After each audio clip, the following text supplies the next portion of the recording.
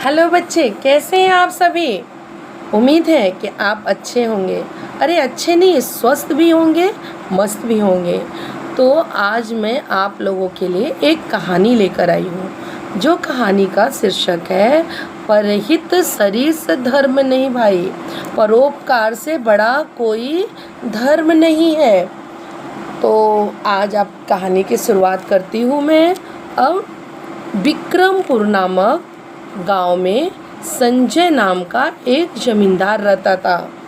वो बहुत ही परोपकारी, दयालु, धैर्यवान, सब कुछ से भरा हुआ था। उसके दरवाजे पर जो भी आता था, कोई खाली हाथ नहीं जाता था। वो सभी लोगों का ध्यान रखता था। एक दिन उस नगर में एक साधु आया। साधु को ये बात जब पता चली कि ये ज़मींदार बहुत दानी है, तो वो उनके दरवाजे पर ही पहुंचा। देखकर संजय जो थे ज़मींदार बड़े खुश हुए। और जैसे आपके घर में कोई आता है तो आप रिस्पेक्ट करने के लिए उनका पाँव छूते हैं ना, तो वैसे ही अपने हाथ से उस साधु का पाँव छुए। छूने के बाद उनके हाथ पैर छूने के बाद उनका खाने का प्रबंध कराया, उनके रहने की व्यवस्था कराए, उनका बहुत बड़ा सेवा सत्कार किया।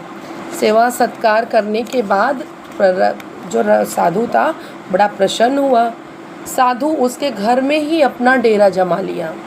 साधु बड़ा ही धूर्त था। धूर्त मतलब समझा, चालाक, शान पट्टी करने वाला। उसने संजय को अपने बस में कर लिया। जो जमींदार था उनको बस में कर लिया, उनकी सारी संपत्ति लिखवा लिया। अब जब उनका घर ही ले लेंगे, संपत्ति ले लेंगे, तो फिर ज़मींदार को तो कहाँ जाना पड़ेगा।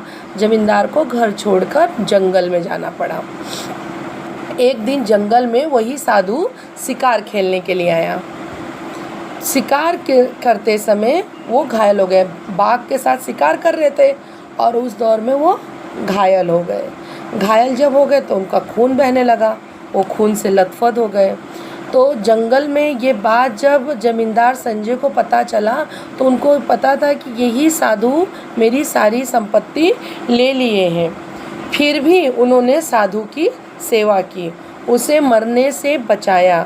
आखिर कहा ही तो गया है ना कि परहित सरिस धर्म नहीं भाई। इस कहानी से हमें सीख मिलती है, परोपकार से बढ़कर अन्य कोई धर्म नहीं। हमें एक दूसरे की मदद करनी चाहिए। हमें किसी के साथ बुरा व्यवहार नहीं करना।